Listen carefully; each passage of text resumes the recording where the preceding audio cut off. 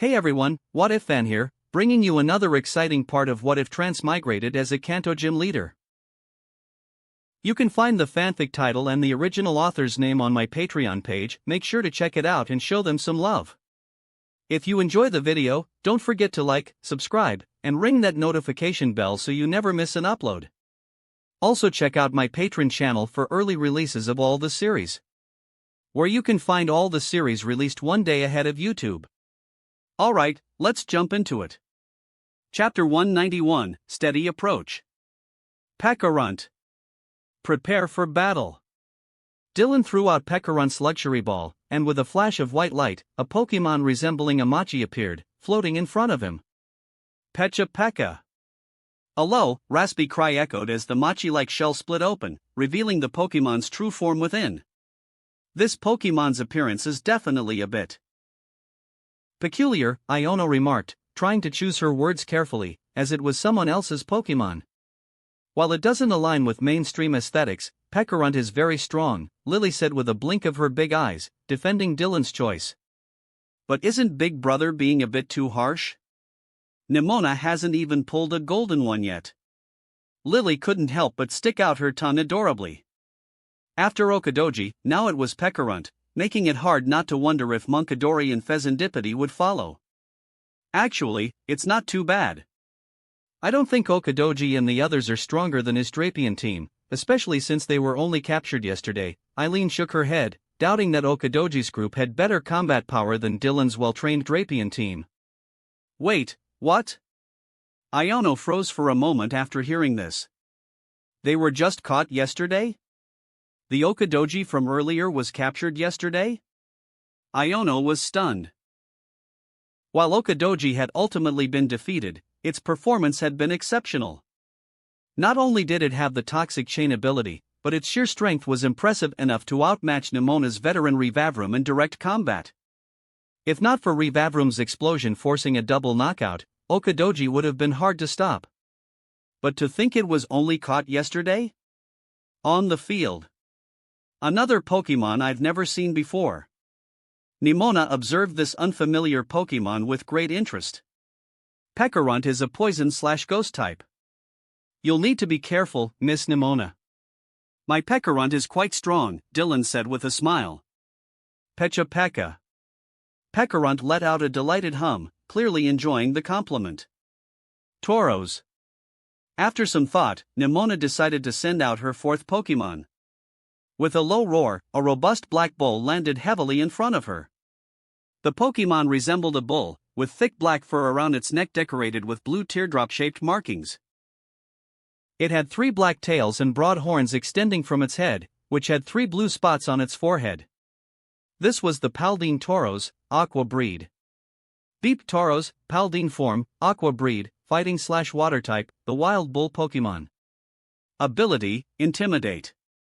Moves, Close Combat, Wave Crash, Raging Bull, Zen Headbutt, Aqua Jet, Thrash, Earthquake. Description: this variant of Tauros swims by spraying water from its horns. Its high fat content helps it stay afloat. Paldine form, Aqua breed. Another regional form of Tauros. Eileen watched curiously. This Aqua breed Tauros was visibly more imposing and intense compared to the Cantonian form. An Aqua breed Tauros, huh? Dylan observed the black, water-type Tauros carefully. Strictly speaking, Nimona had chosen a Pokemon with a type disadvantage for this battle. After all, Pekarunt's ghost typing rendered fighting moves ineffective. Testing the waters, perhaps? Interesting, Dylan smiled faintly. Flygon had fallen earlier because Nimona wasn't familiar with Okadoji's ability, so it made sense for her to use Aqua breed Tauros now to probe Pekarunt's abilities. Although fighting moves wouldn't work, Tauros's water typing still gave it options. Aqua breed Tauros let out a low growl, its Intimidate ability lowering Pekarunt's attack by 1 stage. Tauros, Aqua Jet. Nimona initiated the attack without hesitation. Mean look, Dylan responded calmly. Water energy surrounded Tauros as it sprinted toward Pekarunt at high speed. Aqua Jet, a priority water-type move. The speed boost from the move allowed Tauros to close the distance quickly. Pecarunt's eyes glowed with dark energy as it locked its eerie gaze on the charging Tauros. A layer of black light spread across Tauros' shadow, anchoring it to the field. With mean look, Tauros could no longer be recalled under normal circumstances. But Aqua Jet had already connected. Tauros leapt into the air and slammed into Pecarunt. Bang! Pecarunt grunted as it was knocked back slightly, but that was the extent of the damage. High defense, Nimona noted. She realized that Pecarunt was built for endurance. And since it used mean look, it seemed Dylan wanted a decisive outcome. Nimona grinned. In that case, bring it on. Raging Bull. Nimona shouted, full of spirit. Tauros roared, surrounded by a watery aura. Energy gathered around its horns, forming massive projections. Raging Bull, a signature move of the Tauros line. The move's typing matched the Tauros' form, meaning this aqua breed's Raging Bull was water type. The frenzied bull charged straight at Pecarunt. Shell smash. Dylan's eyes narrowed slightly. Counter it? No need. Pecarunt's strength wasn't in attacking, its greatest asset was its incredible physical defense.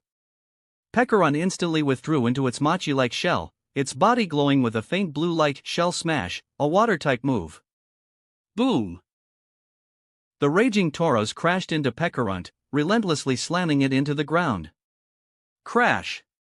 The sheer impact of Aqua Breed Tauros' charge caused the ground to quake, a testament to its raw power. As the dust settled, Tauros leapt back, trying to maintain its distance. Toxic chain. Suddenly, two deep purple chains shot out, whipping through the air and coiling tightly around Tauros' neck. The chains wrapped several times, binding Tauros. Aqua Breed Tauros roared in frustration, thrashing its neck to break free. Pecha Peka. Pecarunt's raspy voice echoed as it floated back up, its machi shell opening slightly. The toxic chains had emerged from within its shell. Tauros, wave crash. Nimona's eyes narrowed. This move was unfamiliar, but it looked ominous. Water energy surged around Aqua Breed Tauros as waves began to ripple and condense. Wave crash, a powerful water-type move. Pecarunt. Pecarunt's eyes gleamed with purple light as the toxic chains glowed malevolently. Boom! The toxic chains suddenly detonated, causing Tauros to cry out in pain. But the explosion didn't interrupt Tauros' wave crash. It didn't get poisoned? How lucky, Dylan raised an eyebrow. Pecarunt's signature move, Toxic Chain, had a 50% chance of inflicting toxic on its target, a fairly high probability. But probability was probability. Sometimes luck just didn't cooperate. Let's try again. Toxic Chain. Pecha Pecha. Pecarunt retreated slightly, purple light emanating from its shell as two thick toxic chains shot out once more. However, Tauros had already gained momentum. Its wave crash tore through the incoming chains, slamming into Pecarunt with a splash of water. Pecarunt was knocked back again. However, this was only enough to push Pecarunt back. Its physical defense was extremely high, and wave crash wasn't super effective against it. Furthermore, Pecarunt had already bolstered its defenses earlier with Shell Smash. Although Pecarunt was knocked back, the snake-like toxic chains quickly wrapped around Aqua Breed Tauros with alarming speed. Boom! The toxic chains exploded once more on Tauros' body, causing it to let out a low roar of pain, enduring this sudden impact. Earthquake! Nimona seized the opportunity and issued a command to Aqua Breed Tauros. Pecarunt had been knocked to the ground by the previous collision. A ground-type earthquake would be super effective against Pecarunt, and as long as it hit, it could deal significant damage. Tauros began to raise its front legs, preparing to stomp down, but at that moment, a deep purple toxic glow erupted across its body. Dark purple blotches spread across its skin. The violent and ominous glow of toxicity corroded Aqua Breed Tauros, causing it to whimper in pain. The unexpected agony interrupted its earthquake motion. Poison again? Nimona was shocked. Wait. No, something's wrong. Nimona quickly noticed more issues. Aqua Breed Tauros' front legs lowered back to the ground, and its body began to sway unsteadily, its steps faltering. This wasn't just a sign of poisoning, it was confusion. Tauros had not only been badly poisoned but was now confused as well. What's going on? Is it because of those toxic chains? Nimona frowned deeply. Getting poisoned was one thing, as many poison-type moves had a chance of inflicting the status. But confusion? That was something else entirely. It's because of Pekarunt's ability, Toxic Puppeteer. Noticing Nimona's confusion, Dylan smiled and explained. There was no reason to hide it. With Nimona's sharp battle instincts, she would have guessed soon enough that it was either due to the Toxic Chains move or Pekarunt's ability. Pekarunt, surrounded by a faint purple glow, floated back into the air, its eerie gaze fixed on the confused aqua-breed Tauros. Pokemon that are poisoned by Pekarunt's moves also become confused. Dylan summarized the explanation succinctly. Yes, this was Pekarunt's ability, Toxic Puppeteer. Pokemon poisoned by Pekarunt's moves would also fall into a confused state. At this moment, aqua-breed Tauros was completely disoriented, repeatedly smashing its head against the ground, looking like it was in the throes of a seizure. Nimona was stunned. How was she supposed to fight like this? This is bad. Tauros has been trapped by Mean Look and can't be recalled, Iono said worriedly, watching from the sidelines. Confusion could typically be cured simply by recalling a Pokemon to its Pokeball. But with Tauros trapped by Mean Look, recall was impossible.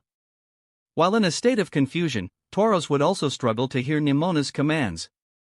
This situation was quickly spiraling into a disaster. On top of that, Tauros wasn't just confused, it was badly poisoned as well. There's no way out of this. Iono clicked her tongue. Having both poison and confusion statuses at the same time, how could Tauros possibly fight like this? Nimona can only hope Tauros snaps out of confusion quickly. After all, Pekarunt's health has been chipped away a bit, Lily said tactfully. While confusion was an annoying status, its duration was random. Some Pokemon could snap out of it after a few self-inflicted attacks, while others might knock themselves out before recovering. It was entirely unpredictable. But the odds of that happening are so low, Iono said, tilting her head.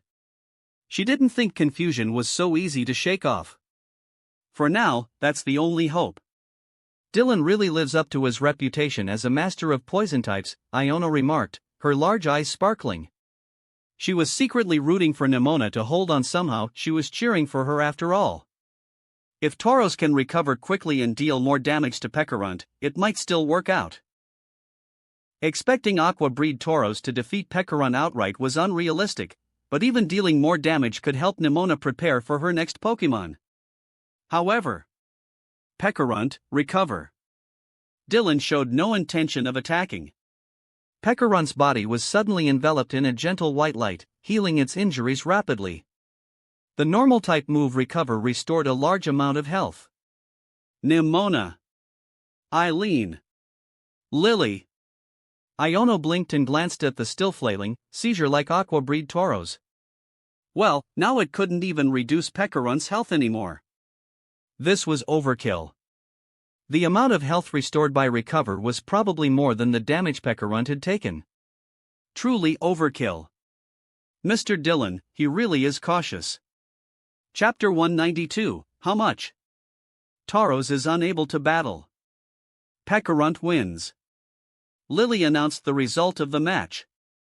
Indeed, aqua-breed Tauros had fallen. With severe poisoning and the confusion caused by Toxic Puppeteer, the poor Tauros never stood a chance. Although Nimona had tried to fight back, her efforts were futile. Under the relentless assault of Pekarunt's Venoshock and the corrosive effects of toxic poison, aqua-breed Tauros succumbed before it could snap out of its confusion. You're so strong, Gym Leader Dylan, just ridiculously strong. Recalling her Tauros, Nimona couldn't help but marvel. She had lost count of how many times she had said this already. The overwhelming pressure Dylan exerted made her heart race, a feeling she had never experienced before, not even when battling her champion, Gita. Was this how powerful the gym leaders of Kanto were? Miss Nimona, you're an outstanding trainer yourself.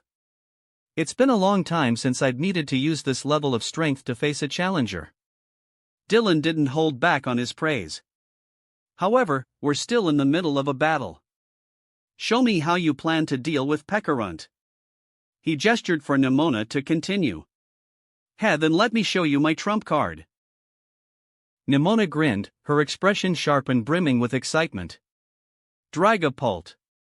With a flash of white light, a ghostly dragon appeared before Nimona, its icy stare fixed coldly on Pekarunt. It was Dragapult, the pseudo-legendary Pokémon from the Galar region. Dragapult, huh? Dylan raised an eyebrow. Dragapult's ghost typing gave it a type advantage over Pekarunt, though the reverse was also true. Clearly, Nimona planned to attack head-on. This Dragapult's strength and level were likely very high. Nimona's skill as a trainer was as exceptional as always. After all, she was a prodigy, only the protagonist could truly outshine her in Pokémon Scarlet/Violet. A Dragapult with the clear body ability, this isn't going to be easy to handle, Lily remarked as she studied Dragapult's data. She wasn't unfamiliar with Dragapult. After all, her brother Dylan had a very powerful Dragapult of his own, so she was well aware of how formidable they could be. Pekarunt isn't well suited for direct confrontations. It's no match for Dragapult in a head-to-head fight, Eileen mused aloud. Dylan had mentioned before that while Pekarunt was a mythical Pokémon, its raw offensive capabilities weren't particularly outstanding. Eileen trusted Dylan's assessment, especially since the previous battle had already demonstrated this. Dylan had mainly used defensive and counter-offensive strategies with Pekarunt against Tauros, avoiding direct exchanges of power. But if Dragapult gets poisoned, Nimona will be in trouble, Iono chimed in. On the battlefield. Dragapult, use Phantom Force. Nimona made the first move. A black rift opened behind Dragapult, and it slipped inside, vanishing from sight. The ghost-type move Phantom Force. Withdraw. Dylan's eyes glimmered faintly as he gave his command. Pekarunt's machi-like shell snapped shut instantly, a faint blue energy glowing around it, a withdraw, bolstering its defenses. Dragapult. The spatial rift reappeared behind Pekarunt, and Dragapult, cloaked in ghostly light, lunged out and slammed into its target. Bang! Pekarunt was knocked backward by the impact. Its machi shell opened, and two dark purple toxic chains shot out of its core, whipping toward Dragapult. I was ready for that. Nimona grinned. Dragapult immediately retreated with blinding speed, evading the toxic chains with ease. Dylan wasn't surprised. Dragapult's exceptional speed was its greatest strength. Shadow Ball. While retreating, Dragapult began charging a Shadow Ball in its mouth. The ghost-type projectile sped toward Pekarunt. In response, Pekarunt swung its toxic chains to intercept. Boom! The Shadow Ball collided with the chains, shattering them, but was neutralized in the process. Dragapult, Phantom Force again. Nimona decided to test her hypothesis. Pekarunt's defense was simply too high after two uses of Withdraw. Even with super effective damage, the previous Phantom Force hadn't done much. With its already impressive natural defenses, Pekarunt was proving to be a tough nut to crack. Dragapult disappeared into the shadows once more. Stay alert, Dylan muttered, his gaze sharpening. He knew Nimona was now fully aware of Pekarunt's capabilities and would be watching out for its toxic chains. Pekarunt carefully scanned its surroundings. Soon, a shadowy distortion appeared behind it, and Dragapult emerged, cloaked in ghostly energy. Foul play. Pekarunt turned sharply, its body gleaming with dark energy. The Dark-type move Foul Play, a technique that uses the opponent's attack stat to calculate damage. Bang! Foul Play collided head-on with Phantom Force, dark energy spilling out from Dragapult and feeding into Pekarunt's attack. The clash of forces created a shockwave, ultimately throwing both Pokémon backward. Toxic Chains. Shadow Ball. Two thick, dark purple chains shot out from Pekarunt's machi shell, aiming for Dragapult. Meanwhile, Dragapult launched a Shadow Ball at the incoming chains. This time, however, Pekarunt played smarter. The first chain spun rapidly, forming a shield. Boom! The shadow ball exploded against the shield chain, shattering it, but the second chain shot through the smoke and debris, heading straight for Dragapult. Dragapult!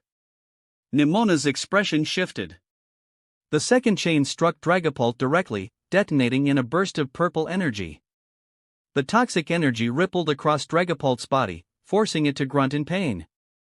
The chain's damage wasn't significant, only residual energy had hit Dragapult. But everyone knew that Dylan's goal wasn't to deal damage. Will it be poisoned? Iono watched Dragapult nervously, her heart in her throat. Dylan, on the other hand, seemed unconcerned. If it didn't work the first time, he could simply try again. With the high probability of toxic chains inflicting severe poison, Dragapult was bound to succumb sooner or later. As everyone, Nemona, Iono, and the viewers watching the livestream held their breath, a sinister purple glow began to flicker across Dragapult's sleek, blue-green body. Its expression twisted in pain as dark purple blotches appeared on its skin. Nemona frowned deeply, and Iono gasped, her mouth agape. Dragapult had been badly poisoned. "It seems your luck isn't on your side this time, Miss Nemona," Dylan said with a raised brow. The toxic corrosion set in quickly, but even worse, a wave of dizziness overwhelmed Dragapult, muddling its mind. Under the effects of Pecarunt's toxic puppeteer ability, Dragapult had now become confused as well. "Return, Dragapult." Nemona's reflexes were lightning fast. She withdrew Dragapult immediately, leaving Dylan momentarily surprised he had been about to command Pecarunt to use Mean Look. Nemona's quick reaction was impressive. "It seems you're not giving up, Miss Nemona," Dylan said with a small laugh. "Battling is my favorite thing. No matter the situation, I'll never give up." Nemona flashed a bold, fiery smile. "Even if the odds are against me, as long as I haven't lost, I still have a chance to win." Nemona's determination and fighting spirit were unwavering, and even Dylan couldn't help but admire her. While he believed in analyzing the battlefield and making rational decisions, he also respected her relentless will to fight and her belief in finding a way to turn the tide in even the direst of situations. "I'll give you my full effort," Dylan said with a smile. It was his way of showing respect. However, the situation was dire for Nemona. She only had 2 Pokémon left, both of which were already poisoned. And her opponent was still Pecarunt, a Pokémon with sky-high defenses and access to recover. While recalling her Pokémon could reset the poison's effects, it would only delay the inevitable countdown to defeat. Dragapult is unable to battle. Pecarunt wins. Miss Nemona has lost all 5 of her Pokémon, so the winner of this Rota Gym challenge is my brother. Lily announced the final result of the battle. "Ha! So in the end, I still couldn't defeat Pecarunt," Nemona muttered, patting her head in slight exasperation. Despite losing, she didn't seem particularly upset. Nemona loved Pokémon battles, and while she always pursued victory, she wasn't the type to dwell on failure. Whether it was losing to a powerful gym leader like Dylan or even to a rookie, Nemona didn't mind. In fact, she often found it thrilling. What did disappoint her, however, was that even after Dragapult and Flygon had given their all, she still couldn't take down Pecarunt. "You've already done amazingly, Miss Nemona. After all, you managed to defeat Okadoji, which is a legendary Pokémon," Lily said with a soft, polite smile, covering her mouth as she spoke. "Ha!" Nemona froze for a moment, but then her eyes suddenly lit up. "Okadoji is a legendary Pokémon? Gym Leader Dylan, are you actually a trainer who's captured a legendary Pokémon?" Trainers who successfully captured legendary Pokémon were an incredibly rare species. Not just Okadoji, Pecarunt is a mythical Pokémon as well. "So, Miss Nemona, you're already incredibly strong," Dylan replied, gently patting Pecarunt's head. The Pokémon squinted its eyes happily, clearly enjoying the praise. Nemona was both shocked and delighted. "I figured as much. As the new champion-level trainer from the Paldea region, I knew your strength must be remarkable, Miss Nemona. But you've still managed to surprise me. This was your first time facing my Poison-type team, and I even used legendary Pokémon. Miss Nemona, I believe your strength fully qualifies you to receive this badge." Dylan walked over to Nimona and opened an ornate box containing the Poison Rhoda badge. The exquisite green badge sparkled under the sunlight, its intricate design inlaid with deep purple gemstones shaped like dripping poison. Coming from a prestigious family, Nimona immediately recognized its high value. Of course, what she loved most about the badge wasn't its price, it was its design. But I didn't actually defeat you, Gym Leader Dylan. Isn't it inappropriate for me to accept this badge? Nimona asked, restraining herself despite her excitement. And this badge? Gym Leader Dylan, what kind of family are you from? Nimona looked at Dylan with a mix of doubt and curiosity. Based on her rough estimate, the badge's value was incredibly high not just in terms of its symbolic significance but also in terms of its material cost. No, it's entirely appropriate. I fully recognize your skill, Miss Nimona, and this badge is proof of that. Dylan smiled warmly as he spoke. Additionally, this is just my poison-type badge. If you challenge me again in the future, poison types won't be part of my team. Similarly, if you want to earn other Rhoda badges, their difficulty will progressively increase. Wait, Gym Leader Dylan, your badges are divided by type? Nimona was stunned. Standing nearby, Iono was completely flabbergasted. Was this really how gym leaders worked? Why didn't she know about this?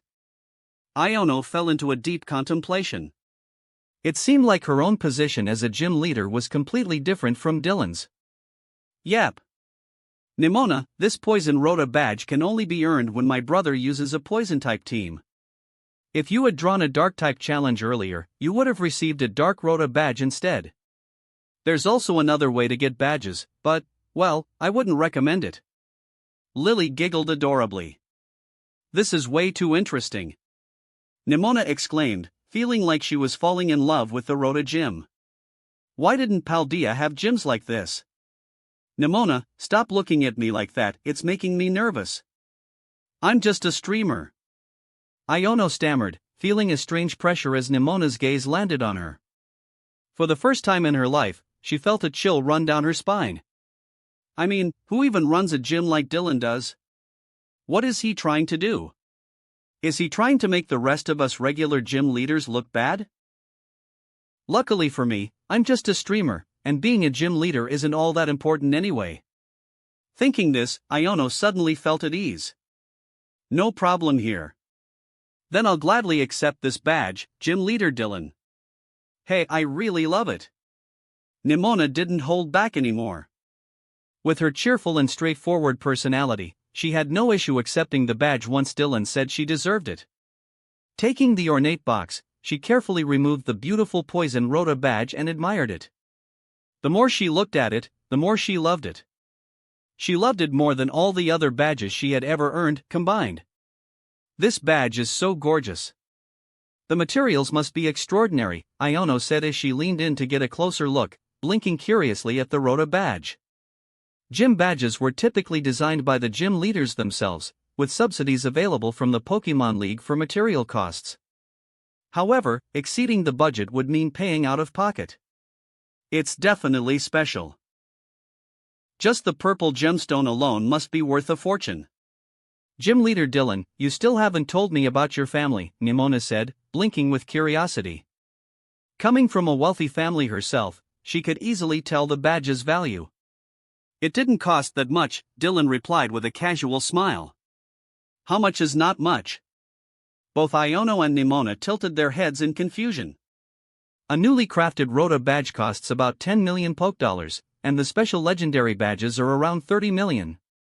Dylan's tone was calm and matter-of-fact. Iono's face was full of question marks, practically wanting to plaster them all over Dylan. A 10 million Poke Dollar gym badge? Seriously, Dylan, are you trying to crush the rest of us regular gym leaders? And you come from a family like this, yet you're a gym leader? Chapter 193, Area 0. This badge, over 10 million Poke Dollars? Even Nimona, upon hearing Dylan's words, was shocked. She stared at the Poison Rhoda badge in her hand. She had already guessed that the badge wasn't cheap, but she didn't expect it to be worth over 10 million. Gym Leader Dylan, how are you even affording this? Nimona couldn't help but ask. With badges costing over 10 million each, wouldn't this bankrupt him? And what about those so-called legendary badges, what could those be worth? I have very strict standards for my challengers. Strictly speaking, Miss Nimona, this is only the third newly crafted Rota badge I've ever officially awarded, Dylan replied with a smile. He wanted to make the Rota gym the most prestigious gym in the world, in every sense of the word. Wow! So I'm actually really amazing, huh? Nimona was thrilled and fell even more in love with the badge. Alright then, I'll make it my mission to challenge all of Gym Leader Dylan's types in the future. Nimona's eyes burned with determination. One badge wasn't enough for her. With someone as strong as Dylan, she couldn't resist the urge to challenge him again and again. Whenever you have the chance, come visit the Rota gym in Kanto, Dylan said with a warm smile. I also enjoy battling strong challengers. Compared to battling rookies, Dylan much preferred facing experienced and powerful trainers. Those were the battles that truly sparked his fighting spirit. Gym leader Dylan, can I challenge you too? Iono was a bit tempted as well. It wasn't because the Rota badge was worth so much, but because earning it would be proof of her strength. If she could win the Rota badge, it would mean Dylan had recognized her as an outstanding trainer, wouldn't it? Sure, it might seem odd for one gym leader to challenge another gym leader's badge, it was a bit strange. But so what? After all, Dylan was so strong, it wouldn't hurt to ask for advice, right? Of course, you're always welcome to challenge me, Dylan nodded. Actually, the first person to officially receive my newly crafted badge was gym leader Erica from Celadon City. She's an excellent gym leader, Lily said with a cheerful smile. Wait, Dylan wouldn't use his strongest Pokemon in these challenges, right? Iono suddenly realized this might be a problem. If Dylan used his full strength, how could she possibly win? Iono couldn't believe she was actually worrying about this. I adjust my team according to the challenger's strength, that's just basic gym leader etiquette, Dylan replied calmly. Phew, that's a relief. Alright, I'm going to challenge you next time. Iono flashed a big, hopeful grin, her eyes full of envy as she looked at Nimona's Rota badge. It was so exquisite, so beautiful, and so meaningful. She wanted one too. You're more than welcome, Dylan said with a faint smile. Well, ladies, the three of us have something to take care of, so we'll take our leave now.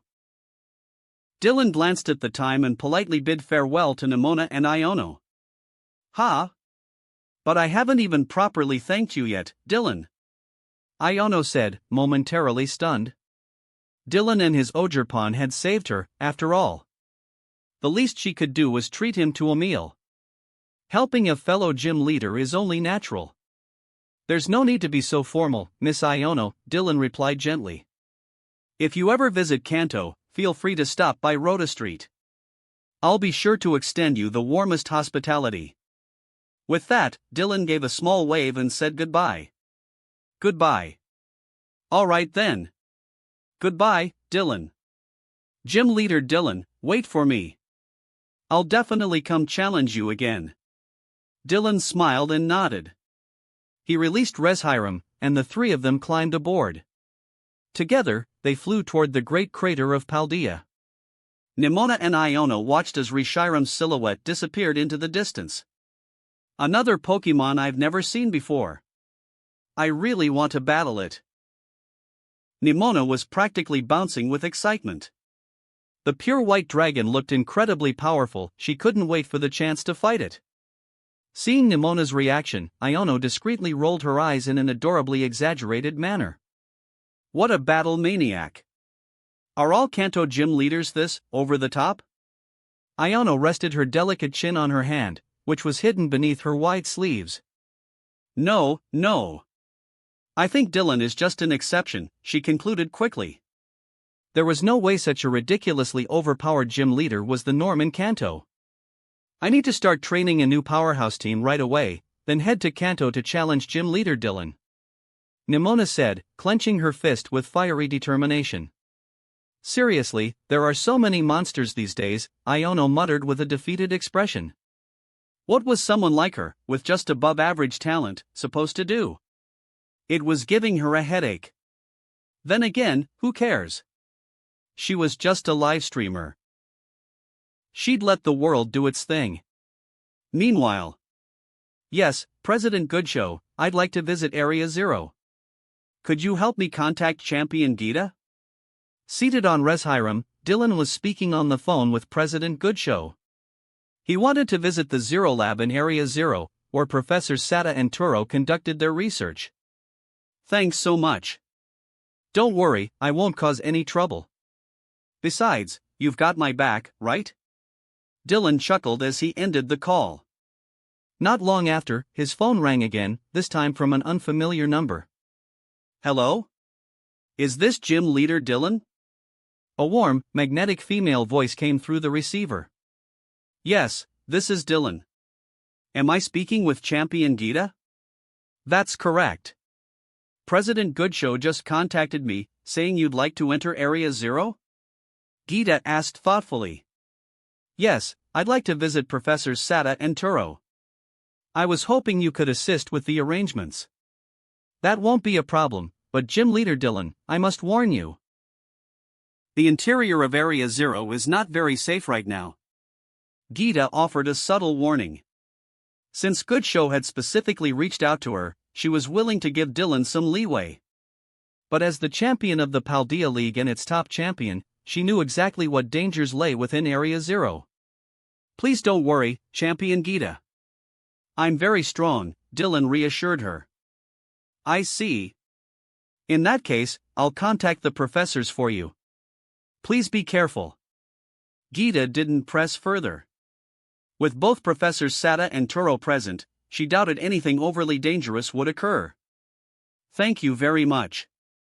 After finishing his conversation with Gita, Dylan directed Reshiram to descend into the great crater of Paldea. I've heard Champion Gita is also Paldea's top champion.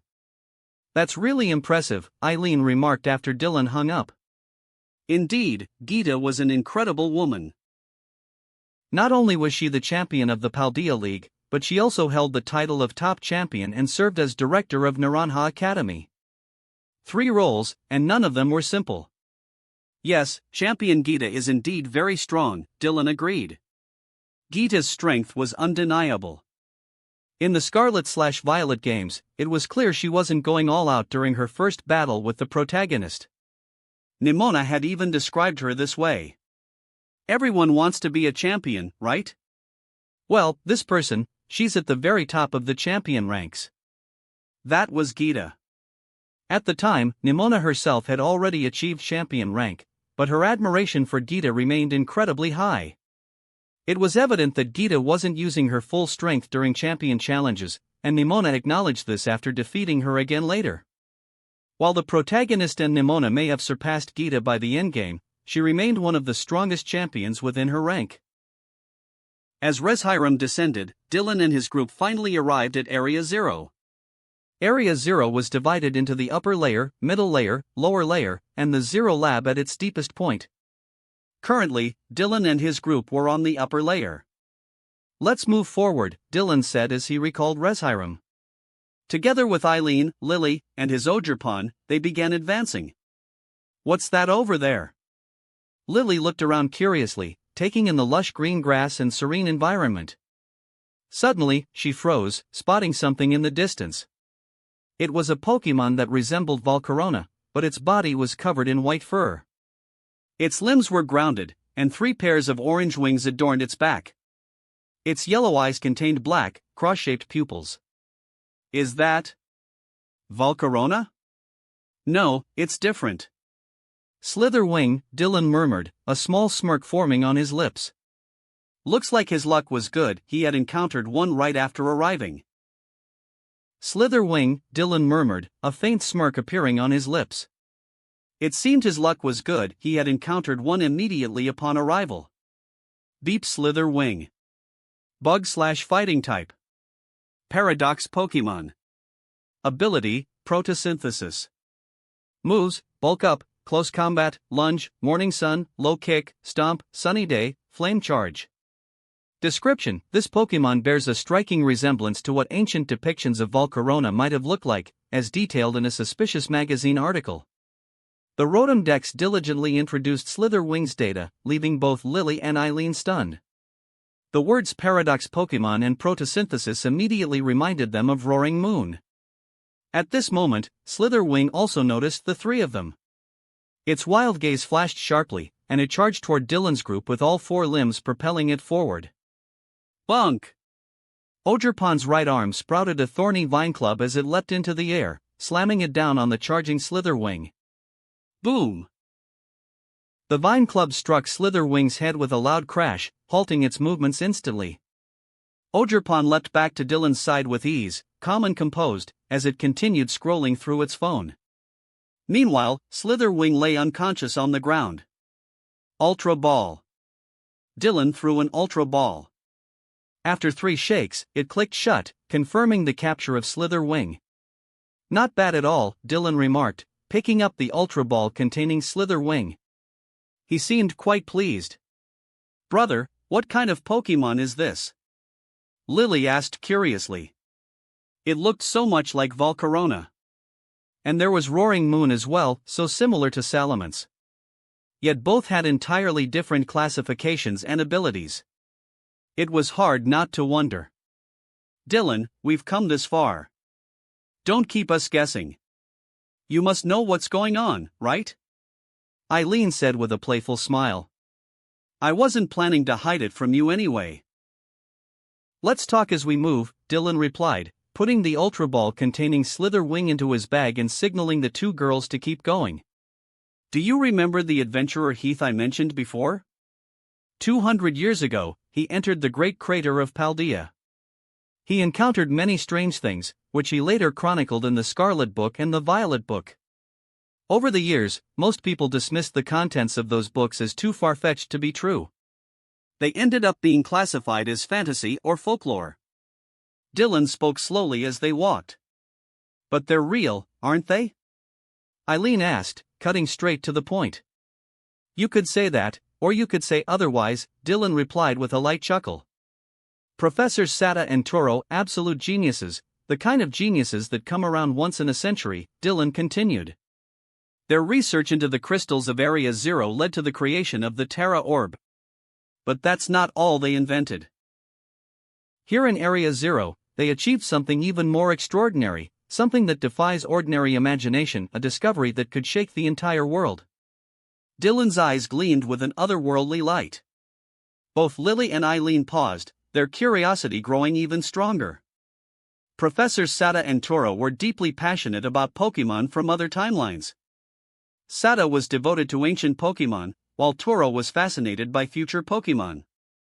And because they believed in the contents of the Scarlet Book and the Violet Book, they began their research. First, using their intelligence and knowledge, they created AI robots modeled after themselves. Then, with the help of these AI counterparts, they developed the devices that brought about the current state of Area Zero. Dylan glanced into the distance, where a massive ancient Pokemon that resembled Jigglypuff was prowling with a menacing aura. A time machine that could transport Pokemon from ancient times and the far-off future into the present. Lily and Eileen's pupils dilated in shock. What? That's right. This was the groundbreaking invention created by Professors Sada and Toro, along with their AI counterparts, using the crystals found in Area Zero, Dylan explained. He pulled out another Ultra Ball and slowly approached the screaming tail, which had already noticed them and was now growling aggressively. Pokemon from the distant past, primal and instinctual, the very essence of ancient life. Pokemon from the far-off future, refined to the peak of evolution. These are the Paradox Pokemon brought forth by the Time Machine. They embody the power of both the ancient past and the distant future. As Dylan finished speaking, a confident grin spread across his face. Chapter 194, Bank. A Time Machine.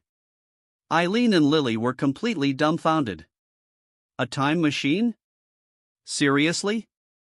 With today's level of technology, was it even possible to create something like that? It seemed utterly impossible by all logical standards. So, brother, you're saying that both Roaring Moon and the Slitherwing we just encountered are...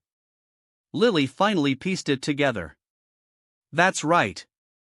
Both of them were brought here through the time machine. They're ancient forms, likely of Salamence and Volcarona, Dylan replied, his gaze fixed on the massive, oddly adorable screamtail before him.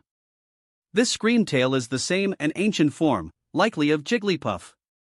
Why likely, though? Because, according to the storyline, Paradox Pokémon are said to be Pokémon from alternate timelines, modern Pokémon as they might have looked in ancient or future eras. However, Nintendo had never explicitly confirmed this. Instead, they used vague phrasing like suspected, there's a theory, or it's believed. And there were contradictions. For instance, there are ancient paradox forms of Suicune and future forms of Virizion. The trio of Cobalion, Terrakion, and Virizion are said to have entrusted their future to Keldeo, suggesting they don't have a future themselves. Meanwhile, Suicune, Entei, and Raikou, the so-called beasts of Ho-Oh, were Pokémon that, according to lore, died in the fire at the Bell Tower 150 years ago. Ho-Oh resurrected them, giving them new forms and life. If Suicune and the others were only reborn 150 years ago, how could they have ancient forms? But this contradiction aligns perfectly with the meaning of paradox, something absurd, illogical, or contradictory. Beep Screamtail. Fairy/psychic type. Paradox Pokémon. Ability, Protosynthesis. Moves, Psychic Fangs, Hyper Voice, Play Rough, Rest, Body Slam, Bite, Roar. Description. A Supernatural magazine once described a mysterious Pokémon believed to resemble Jigglypuff from 1 billion years ago. This Pokémon looks similar to that description. The Rotom Dex faithfully presented Screamtail's data. It's so cute, but it's a bit big, Lily said sincerely. Lily found Screamtail more appealing than Jigglypuff. Its two large yellow eyes, pink, chubby body, tiny fangs, and the tuft of long hair cascading down its back gave it an adorable charm. But the problem was, it was huge. Lily estimated Screamtail to be at least 1.3 meters tall. Its round body made it look even larger, almost comically so. Bonk! Boom! Once again, Ogerpon's thorny vine club slammed down, knocking the massive Screamtail out cold. Dylan followed up with a precise Ultra Ball throw. 1 shake, 2 shakes, 3, click. It's all ancient forms here. Are the future forms on the other side? Dylan picked up Screamtail's Pokeball. In the games, Paradox Pokémon appeared based on version exclusivity. But in this world, with both Professor Sada and Professor Turo present, it made sense for both ancient and future forms to coexist. Let's keep exploring, Dylan said to Eileen and Lily with a smile. Since they were already here, Dylan decided he might as well catch a few of each Paradox Pokémon species. It would save him another trip later. The group continued through the upper, middle, and lower layers of Area 0. Boom! Ogerpon's Vine Club struck once again, sending Iron Valiant, a Paradox Pokémon with features of both Gardevoir and Galate, flying. Dylan followed up with an Ultra Ball that hit its mark. Ding! After 3 shakes, the Ultra Ball clicked shut. Perfect, we've caught Iron Valiant too. Dylan picked up the ball, clearly satisfied. Brother, you've caught so many Pokémon already. Lily exclaimed, amazed. From the upper layer to the lower layer, Dylan had caught a significant number of Paradox Pokémon. Paradox Pokémon are incredibly powerful. If properly trained, even ordinary trainers could use them as ace Pokémon, Dylan said, twirling the Ultra Ball containing Iron Valiant in his hand. Pokémon like Iron Valiant were almost as strong as pseudo-legendaries, making them excellent choices for competitive trainers. We haven't found Walking Wake or the others yet. Maybe Professors Sada and Turo know where they are, Dylan mused, gazing at the Ultra Ball in his hand. Aside from the Paradise Guardian Dragons, the most prized Paradox Pokémon included Walking Wake and its counterparts. However, it wasn't surprising that they hadn't encountered them yet. After all, Area 0 was vast. Let's head further down, Dylan said, motioning for Lily and Eileen to follow. At the lowest layer of Area 0, the environment grew dimmer, though the massive, radiant crystals illuminated the area with a surreal glow. The trio walked toward a cluster of buildings in the distance, the Zero Lab, the research facility of Professors Sada and Turo. This is incredible, Lily said, unable to hide her amazement as they reached the lab. The Zero Lab was massive, but much of it was now enveloped in enormous crystalline formations, almost as if it had undergone some kind of terrestrialization. The epic scale of the scene was both breathtaking and overwhelming. Do. The alarm lights above the lab's main entrance began to flash, and with a loud clunk, the doors slowly opened. Unlike in the games, where hordes of Paradox Pokémon charged out, the doors opened quietly. It seems the professors know we're here. Let's go, Dylan said with a small laugh, stepping into the Zero Lab. Unlike the grandeur of its exterior, the interior of the lab was sparse and eerily quiet. The lifeless atmosphere was almost unsettling. Are you Dylan? A calm, emotionless female voice suddenly echoed, startling Lily. Looking ahead, two figures had appeared at some point. So these were Professors Sada and Turo? Lily curiously examined the pair. They both looked surprisingly young. On the left was Professor Sada, wearing a researcher's white coat over an orange tube top and shorts. Her gray hair gave her a wild yet alluring look. On the right was Professor Turo, also in a lab coat but wearing a sleek, high-tech bodysuit underneath. His beard gave him a mature and composed demeanor. Yes, it's an honor to meet you, Professor Sada and Professor Turo, Dylan said, bowing slightly to the two. Sada and Turo led Dylan, Lily, and Eileen into the lab's main hall. If you've made it to the lab, then you've surely seen what's happening outside. Dylan, what do you think of them? Turo asked, his voice deep and magnetic, yet eerily devoid of emotion. They're powerful.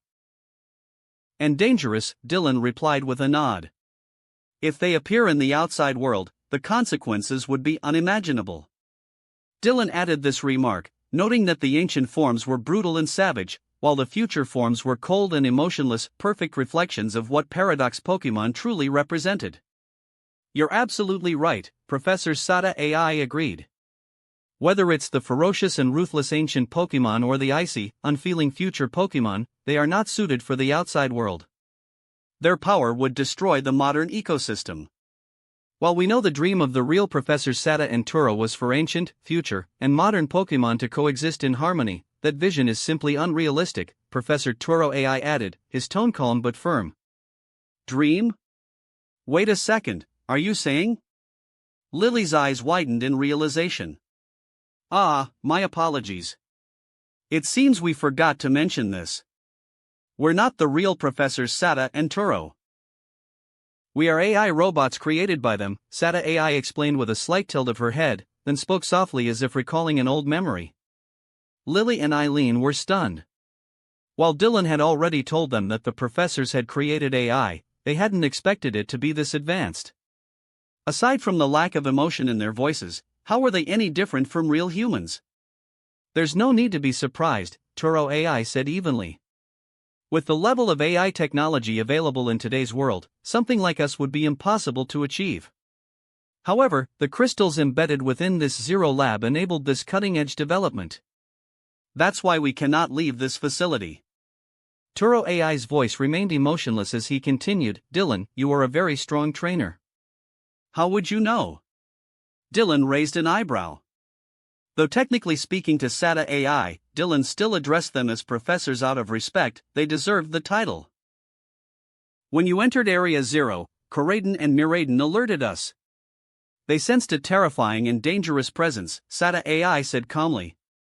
Koraidon and Miraidon, known as the Paradise Guardian Dragons and featured on the covers of the Scarlet Book and the Violet Book, were Paradox Pokémon themselves, likely ancient and future forms of Cyclizer.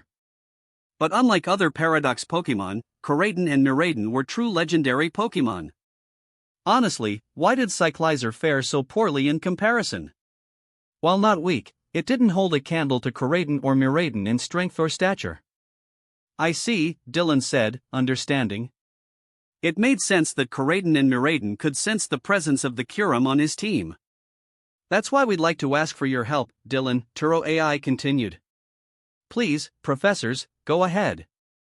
Dylan already had an inkling of what they were about to say.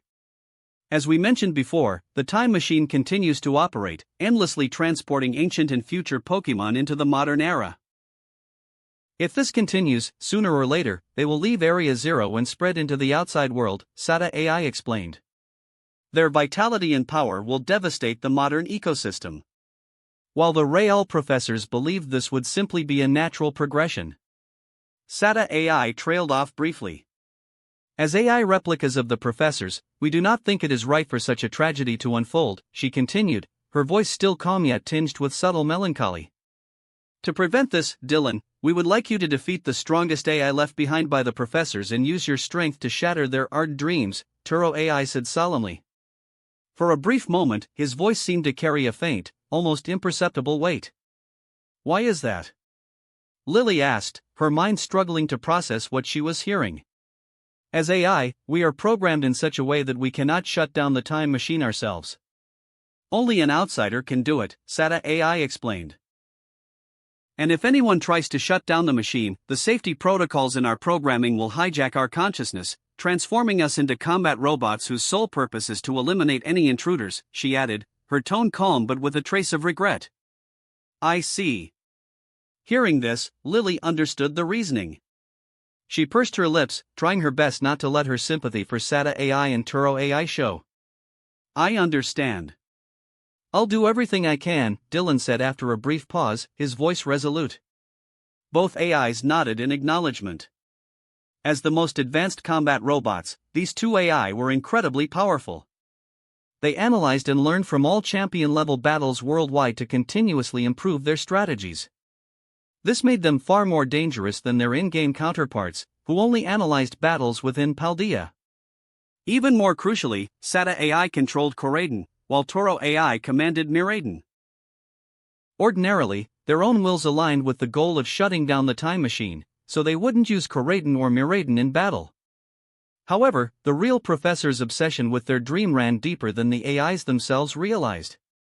If SATA AI and Turo AI were defeated, the hidden Paradise Defense Protocol would activate, forcibly taking over their consciousness and unleashing Koraidon and Miraidon against the intruders. This was why Koraidon and Miraidon were called the Paradise Guardian Dragons. The two AIs, equipped with all the battle techniques of the world's champions, commanding Paradox Pokémon of champion tier strength, alongside two legendary Pokémon, Koraidon and Miraidon. It wouldn't be an exaggeration to call them two of the strongest champion-level trainers in the world. Not to mention, to shut down the time machine, one would have to battle both of them simultaneously. That meant facing two legendary Pokémon at the same time. A far greater challenge than anything the games presented. But Dylan remained calm. 2 motorcycles? Just a couple of bikes. Once he shut down the time machine, he'd make sure to capture them both. Chapter 195, Ancient and Future. Dylan agreed to their request, but to shut down the time machine, he needed a specific item, the Scarlet Book and the Violet Book containing the IDs of Professors SATA and Turo. This task required Dylan to retrieve the books personally, as SATA AI and Turo AI could not leave the Zero Lab. Fortunately, it wasn't a difficult endeavor. Riding on Reshiram, Dylan and the others quickly flew to Mesagoza and contacted Arvin using the phone number provided by SATA AI. Arvin was a young man with ash-brown hair and a stern, serious expression, though beneath it all, he was kind-hearted and gentle. "You're saying you can take me to see my parents?" Arvin asked in a low voice as he approached Dylan. Arvin was, of course, the son of Professors SATA and Turo. "My parents are in the Zero Lab, right?" Dylan cut him off gently with a smile. "I know, because I just came from there." Dylan had already noticed some differences between the reality of this world and the game he remembered. In the game, depending on the version, the protagonist would encounter one of the Paradise Guardian Dragons, Koraidon or Miraidon, early in their journey. For example, in Scarlet, the protagonist found a severely injured Koraidon, referred to as Koraidon 1. The reason for its injuries? The time machine had summoned another, more savage and feral Koraidon, referred to as Koraidon 2, and the two Koraidon battled fiercely over territory. Koraidon 1 lost and was driven out of Area 0, sustaining critical injuries that forced it to adopt its limited build form to survive. The same storyline applied in Violet, but with Miraidon in place of Koraidon. However, things were different in this world. Dylan had asked SATA AI and Turo AI about this, and they confirmed that Karaden 2 and Miraden 2 had indeed been summoned by the time machine. To prevent them from clashing with Karaden 1 and Miraden 1, the first pair had been released from Area 0 by the AIs. Their current whereabouts were unknown. This left Dylan curious. Did Nimona have a Karaden/Miraden 1 with her? He made a mental note to ask her about it later. You? Arvin eyed Dylan with suspicion. He had once snuck into Area 0 in search of his parents, only to be attacked by Paradox Pokemon. In the process, his loyal Mabostiff had been gravely injured trying to protect him. Don't worry, I'm strong. I can protect you in Area 0, Dylan said, pausing briefly before continuing. But Arvin, the truth may be hard for you to face. If you're determined to go, you'll need to be prepared. Arvin clenched his fists. I understand. But no matter what, I need to see them. There. Though Dylan's words gave him a bad feeling, Arvin gritted his teeth and pushed forward. Karaden and Miraden were among the first Paradox Pokemon brought to the modern era. However, their wild and combative instincts often led them to attack other Pokemon. To prevent them from being discovered or harming more Pokemon, Professors Sada and Turo brought them back to the Great Crater of Paldea and chose to live in isolation within Area 0. As a result, Arvin had been abandoned. He resented Karaden and Miraden for stealing his parents, and he was angry at his parents for neglecting him in pursuit of their dream. But as he grew older, Arvin realized he hadn't contacted his parents in years. He hated them, yet he wanted to know why. Why had they so easily and coldly forgotten about him? All right, then. I'll take you to the Zero Lab. I'll need to borrow the Scarlet Book and the Violet Book when we get there, Dylan said, tossing out Dragonite's Pokeball. Arvin climbed onto Dragonite's back, and with Reshiram and Dragonite leading the way, the group flew toward Area 0. At the bottommost layer of Area 0, after some time navigating through the depths, Dylan and his group returned to the Zero Lab. So, they're already dead? Arvin's face turned pale as he looked at Sada AI and Turo AI, who calmly explained the truth to him. I'm sorry we never contacted you, Sada AI said. Her once emotionless voice now carried a faint trace of warmth. I inherited all of the real Professor Sada's emotions. I completely understand how she felt, she added softly. Arvin, your mother truly loved you deeply. Her words caused Arvin's eyes to glisten with tears, though he stubbornly bowed his head to hide his emotions. Seeing this, Lily and Eileen both fell silent, their hearts heavy. Arvin had spent so many years searching for his parents, longing to confront them and demand why they had abandoned him. And now, he had learned the truth. That they were already gone. So you need these 2 books to shut down the time machine, right? After a long silence, Arvin retrieved the Scarlet Book and the Violet Book from his bag and handed them to Dylan. Please, you have to destroy the cursed machine. Arvin pleaded earnestly. Though he understood that the time machine represented his parents' dream, he could not accept it after learning the full story. I will, Dylan promised, taking the 2 books. Follow us, Sada AI and Turo AI said, leading the group to an elevator. The elevator descended further, eventually opening into a dazzling crystalline space. Wow! Lily's eyes widened in amazement as she gazed around. The walls were made entirely of crystal, sparkling and otherworldly. The ground was black, and at the center of the room stood a small black platform. Look closely.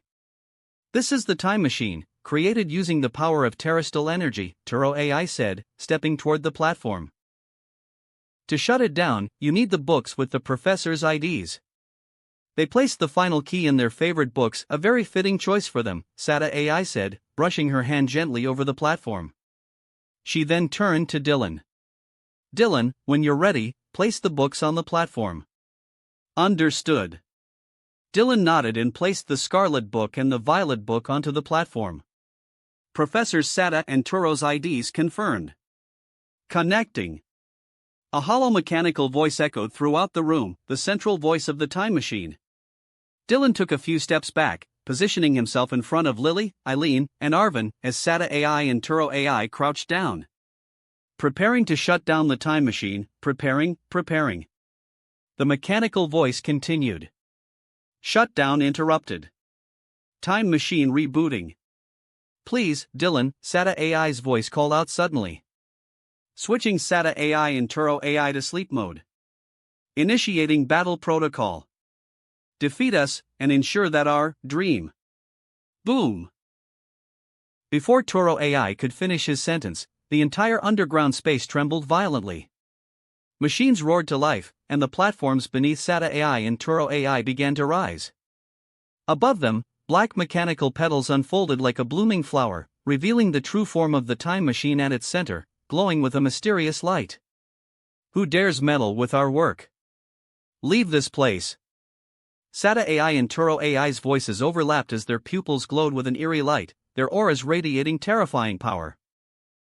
The time machine above shimmered, and two crimson-colored luxury balls descended into their hands.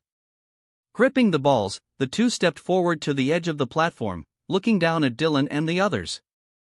The luxury balls opened, releasing beams of light. To the left stood Slitherwing, and to the right emerged another Volcarona-like Pokémon with distinct mechanical features, 3 pairs of orange wings floating ominously behind it. It was Iron Moth. Deep Iron Moth. Fire/poison type. Paradox Pokémon. Ability, Quark Drive. Moves, Hurricane, Morning Sun, Fiery Dance, Sludge Wave, Discharge, Screech, Air Slash. Description, resembles the UFOs described in supernatural magazines that are said to monitor humanity. The Rotom Dex dutifully provided a detailed description of Iron Moth. So, it's a double battle, huh? Dylan raised an eyebrow. He had already suspected that he'd need to face both SATA AI and Turo AI simultaneously. Brother. Leave it to me, Dylan said, stepping forward. With a flick of his wrist, he tossed out 2 Pokeballs. Reshiram, Lunala. With a flash of white light, Reshiram and Lunala appeared before him. The legendary dragon of truth from Unova and the beast that calls forth the moonlight from Alola. 2 versus 2. That's fair, don't you think? Dylan glanced up at SATA AI and Turo AI standing on the black platform above. A radiant, confident smile spread across his face. A massive wave of oppressive energy filled the space. Reshiram stood firmly on the ground, while Lunala hovered majestically in the air. The overwhelming presence caused both Slitherwing and Iron Moth to let out uneasy growls. Despite their violent and cold nature, their biological instincts screamed at them in warning. This was dangerous. What are those Pokémon? Arvin was stunned. Deep Reshiram. Deep Lunala. Psychic/ghost type. Moon Pokémon. Ability, Shadow Shield. Moves. Moongeist Beam, Phantom Force, Psychic, Dark Pulse, Shadow Ball, Hypnosis, Dream Eater. Description, known as the beast that calls the moon. It sustains itself by converting all light into energy. Amazing. Arvin was utterly shocked. Just hearing their descriptions made these Pokémon sound beyond incredible. I don't know who you are, but if you're here to meddle, then I'll drive you out. SATA AI roared with commanding energy, slamming her arm downward and shouting at Slitherwing below. Slitherwing, first impression. Iron Moth, Hurricane. Turo AI, in contrast, gave his command with the cold precision of a machine. Slitherwing growled and hesitated briefly, its wild instincts battling against its trainer's orders. But under SATA AI's command, it pushed aside reason and charged forward, its body glowing with pale green energy as it raced toward Lunala at high speed. Meanwhile, Iron Moth's 3 mechanical wings began to spin rapidly, unleashing a violent, chaotic gust of wind. Moongeist Beam. Flamethrower. Dylan smiled faintly.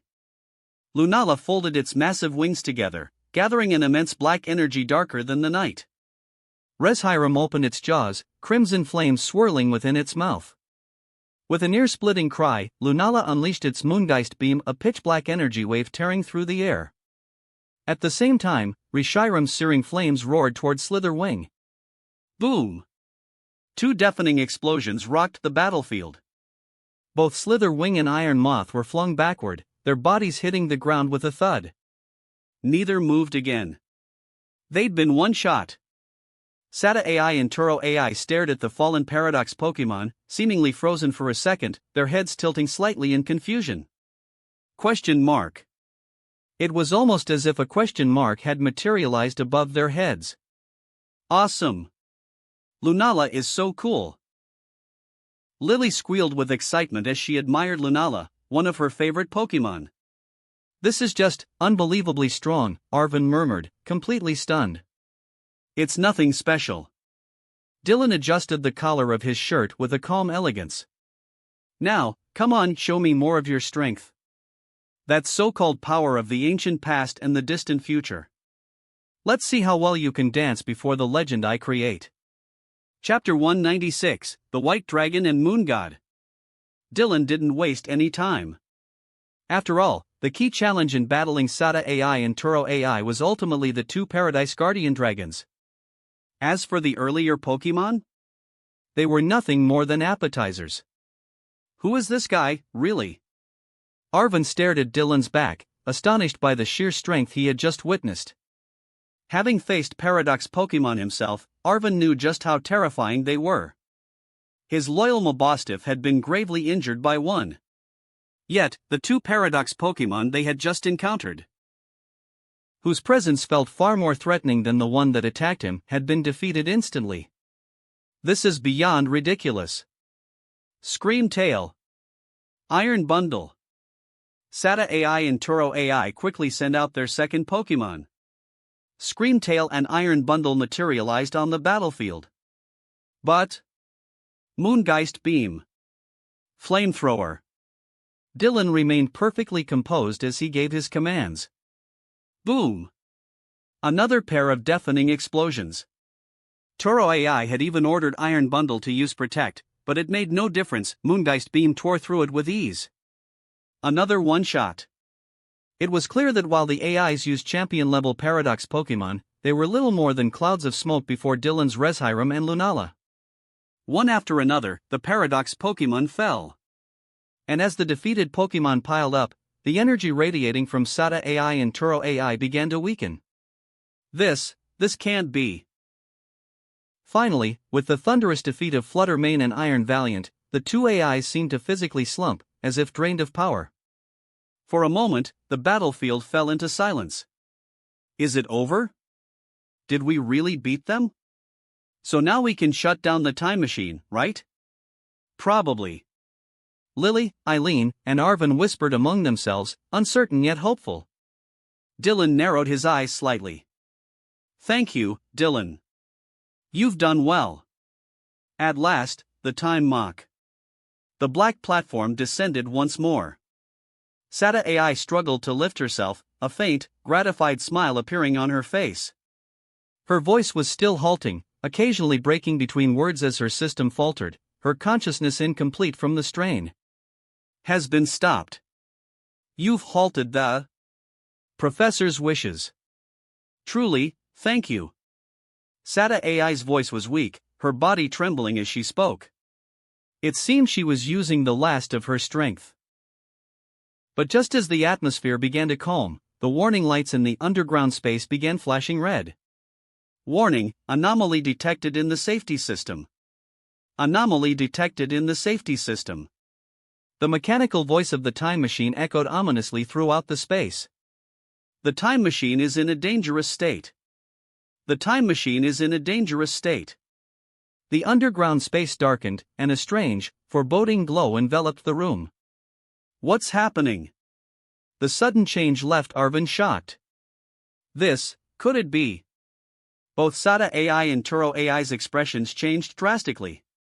To eliminate the anomaly, activating Paradise Defense Protocol. The icy, mechanical voice of the time machine reverberated through the space.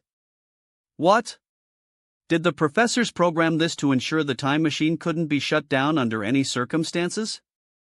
Turo AI let out a bitter laugh, a strange emotion for an AI to express. Dylan calmly opened the luxury ball in his hand, and Kuram appeared behind him, sealing all Pokeballs not linked to Sata and Turo's IDs. Initiating program, gathering terrestrial energy. The time machine's voice continued as both Sata AI and Turo AI's bodies began to undergo partial crystallization. The AIs attempted to resist, clearly unwilling to fight anymore, but they were powerless. In their final moments of clarity, they turned to Dylan. "Sorry, Dylan, but we'll need to trouble you again. Defeat us." Their expressions turned cold and emotionless once more, their eyes glowing with a sinister light as their consciousnesses were hijacked. Reaching into their lab coats, the two AIs pulled out crimson luxury balls and pointed them at Dylan. The Paradise Defense Protocol was issuing its challenge. Two beams of white light burst forth, accompanied by a savage roar and a low, icy dragon's growl. Two massive dragons materialized before Dylan. "What kind of Pokemon are those?" Arvin froze in place. To the left stood a bipedal, crimson dragon with a long, thick tail. Its body was adorned with white, spiked fur on its head and tail, and a wheel-like structure rested on its chest. Its aura was feral and terrifying. Deep Koraidon. Fighting/Dragon type. Paradox Pokemon. Ability, Orichalcum Pulse. Moves, Close Combat, Outrage, Counter, Collision Course, Flamethrower, Brick Break, Drain Punch. Description: this seems to be the winged king mentioned in ancient explorers' accounts. It is said to have shattered the earth with its fists. Full form. It was Koraidon. Dylan's gaze shifted to the Pokemon on the right. Its sleek, high-tech design gave it an air of regal sophistication. It had a long tail and two claws resting by its sides, with a protruding chest and an aura of cold indifference. Deep Miraidon. Electric/Dragon type. Paradox Pokemon. Ability, Hadron Engine. Moves, Thunder, Wild Charge, Outrage, Dragon Pulse, Parabolic Charge, Discharge, Metal Sound. Description: this appears to be the Iron Serpent referenced in ancient texts. It is said to have reduced the land to ash with its lightning. Full mode. These two Pokemon were clearly powerful. Even Lily could feel it, this overwhelming, majestic pressure was nearly on par with Reshiram and Lunala. She bit her lip nervously. "Brother?" "No problem."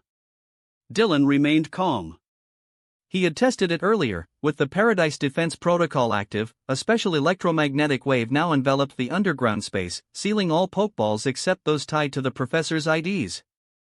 However, Necrozma had already established a psychic link with him and assured him that it could forcibly break out of its luxury ball if needed. For now, Dylan had Kyurem out and ready to fight. Roar! Koraidon roared, its body glowing faintly red as the underground space was suddenly bathed in harsh sunlight. Under the Orichalcum Pulse ability, the weather shifted to intense sunlight, boosting Koraidon's attack power. At the same time, Miraidon's body began to emit purple sparks as the ground crackled with faint electricity. Hadron Engine activated. The electric terrain spread across the battlefield, enhancing Miraidon's special attack. With both the weather and terrain in their favor, the two dragons exuded an overwhelming presence. Interesting, Dylan muttered with a smirk. Though Koraidon and Miraidon didn't carry much weight in the game's storyline, their strength as legendary Pokemon was undeniable, especially these second units, who were strong enough to defeat and banish their first unit counterparts in combat. Rare! Kyurem let out a furious roar, clearly unimpressed by the two dragons before it. The oppressive aura Kyurem radiated caused Koraidon and Miraidon to momentarily falter, their gazes growing more serious. Kyurem's presence was nothing short of monstrous. What kind of monster is that? Arvin couldn't stop trembling. Despite his efforts to stay calm, his body instinctively shivered under Kyurem's overwhelming aura. Kyurem was standing right behind them. It was terrifying. "Kyurem, you up for this fight?" Dylan asked with a cheerful grin. Roar! Kyurem grunted in approval. It was bored from lack of action lately. Following Dylan meant it couldn't afford to hibernate anymore. Who knew how many centuries would pass if it did? Then switched to Black Kyurem. Electric currents crackled across Kyurem's body as it transformed. In a flash, Black Kyurem stood tall and menacing. Reshiram and Lunala both shifted slightly to the side, making room for their family's second-born. Roar! Black Kyurem landed heavily in front of Dylan, its fierce golden eyes locking onto Koraidon and Miraidon. A dragon? Black Kyurem loved fighting dragons. Koraidon, collision course. Miraidon, thunder. Sada AI and Turo AI gave their commands simultaneously. Koraidon roared, its body glowing as it charged forward, becoming a high-speed, spinning fiery wheel. Miraidon gathered a surge of lightning, preparing to strike. Kyurem, freeze volt. Dylan remained calm as he issued his order. Then, with a glance at Miraidon, he smirked. Reshiram, Lunala, handle Miraidon as you see fit. He left the task to them, confident that the duo could handle one Miraidon without his input. Dylan, you heartless man. Reshiram and Lunala exchanged glances, seeing the same annoyance reflected in each other's eyes. The moment Black Kyurem showed up, Dylan didn't even bother to give them proper instructions anymore. How could he? What was so special about Black Kyurem? Was it prettier than them? Ugh! Miraidon's lightning struck toward them, but Reshiram responded with a mighty roar, its tail's turbine igniting with flames. Overdrive mode activated. Lunala, meanwhile, spread its wings wide, glowing like a full moon. Full moon mode activated. Reshiram unleashed blue flare, while Lunala fired Moongeist beam. The fiery blue and shadowy beams combined to counter Miraidon's thunder. Miraidon? Lily blinked in confusion, watching the duo enthusiastically chase Miraidon. Why do Reshiram and Lunala look so fired up? They probably just want to finish the battle quickly, Eileen said, also puzzled but impressed. Meanwhile, Black Kyurem faced Koraidon head-on. Its freeze volt collided with Koraidon's collision course, sending shockwaves across the battlefield. Slowly but surely, Kyurem's icy power overwhelmed Koraidon's fiery charge. With one final surge, freeze volt shattered collision course, slamming into Koraidon and sending it flying into a crystal wall. Even with Orichalcum pulse, your strength is no match for my Kyurem, Dylan remarked with a faint smirk. Kyurem, icicle spear. Black Kyurem roared, summoning a barrage of icy spears that rained down on Koraidon, pinning it to the ground as it howled in pain. Meanwhile, Dylan glanced over at Reshiram and Lunala, who were relentlessly chasing Miraidon. He nodded approvingly. My white dragon and moon god, they're amazing as always. Chapter 197, Terrapagos. Rare. After enduring the relentless barrage of ice spears, the battered and bruised Koraidon let out a furious roar at Black Kyurem, its primal instincts fully provoked. Fusion bolt. Dylan raised an eyebrow, clearly unimpressed. It seemed Black Kyurem hadn't gone all out yet. Black Kyurem's eyes glinted with feral light as radiant blue-white energy gathered around its body, forming a crackling, electric arc. Fusion bolt. With a thunderous roar, Black Kyurem charged at Koraidon, electricity surging wildly around its massive form. Collision course. Sada AI immediately gave her command.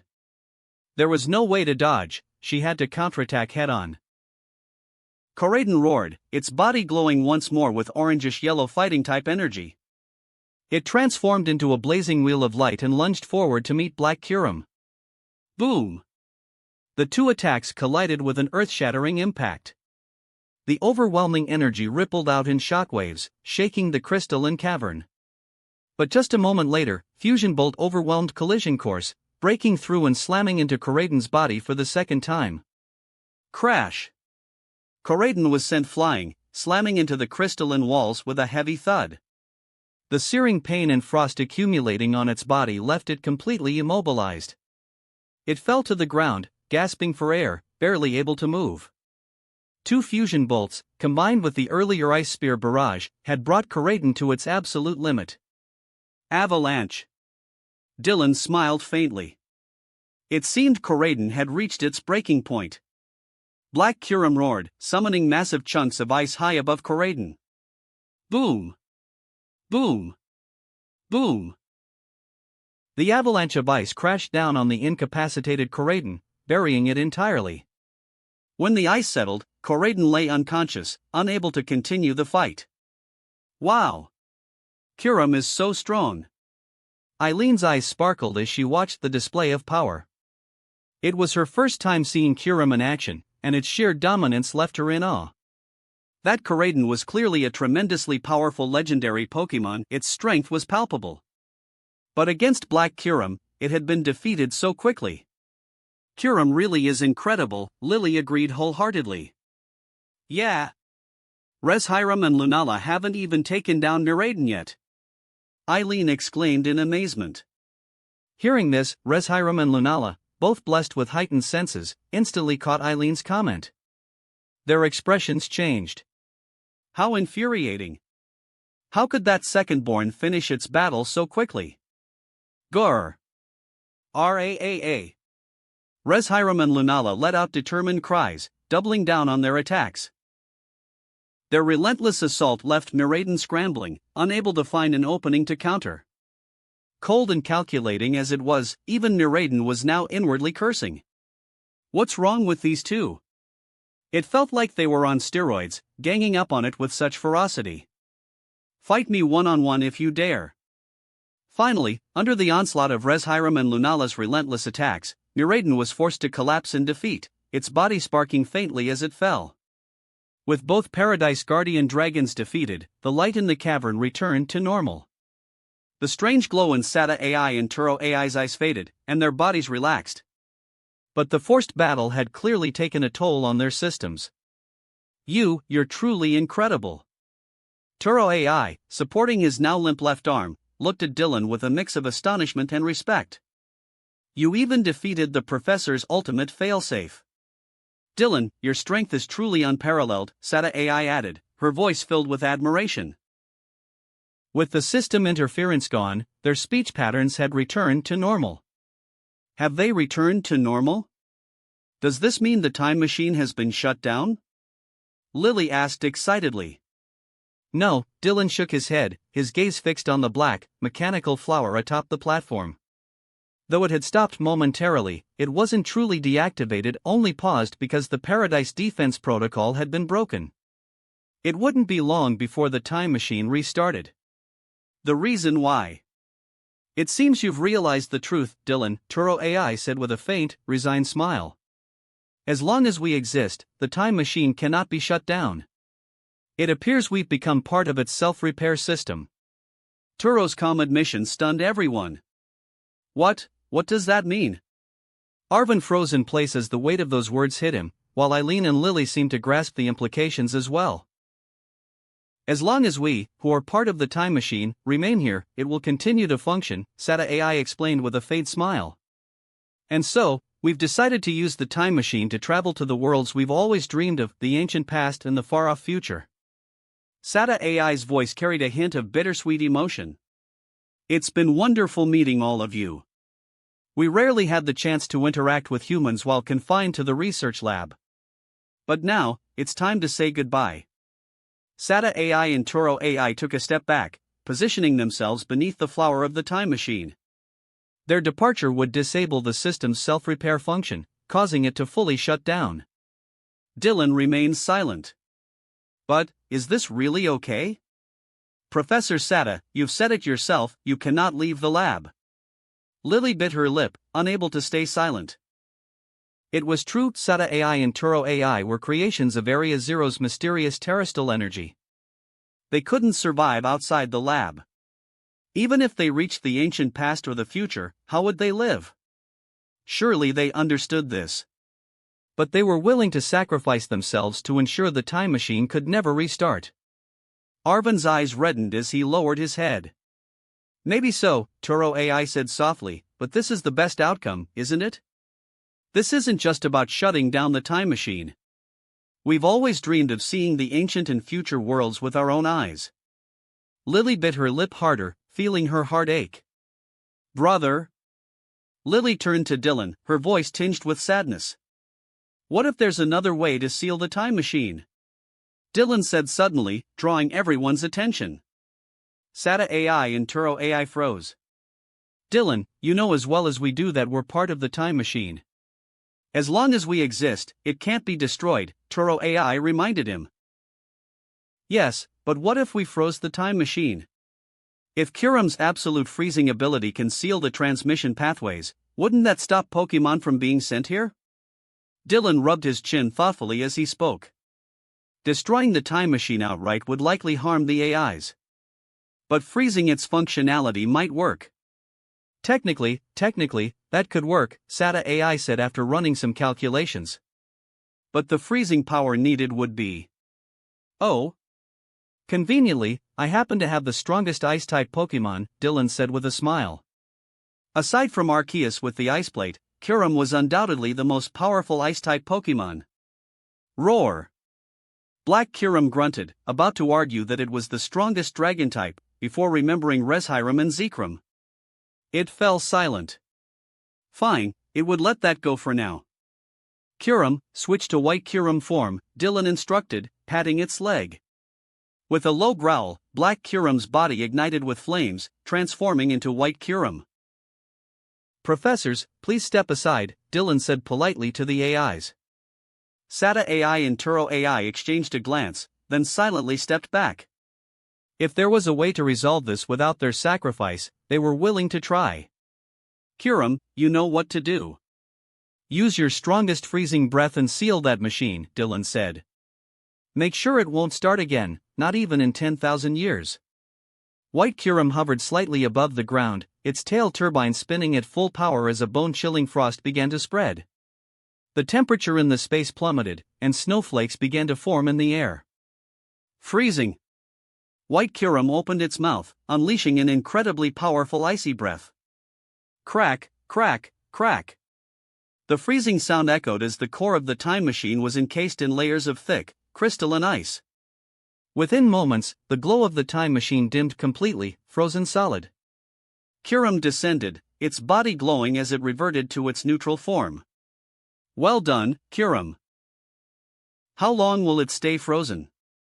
Dylan asked, exhaling into his hands to warm them. Without external interference, at least a few thousand years, Kyurem replied via telepathy. The machine's internal components are frozen too, it's completely inoperable. Perfect. You've done great, Kyurem. Thank you, Dylan, SATA AI said, stepping forward. No need to thank me, Dylan replied. We couldn't let those paradox Pokemon loose in the outside world, after all.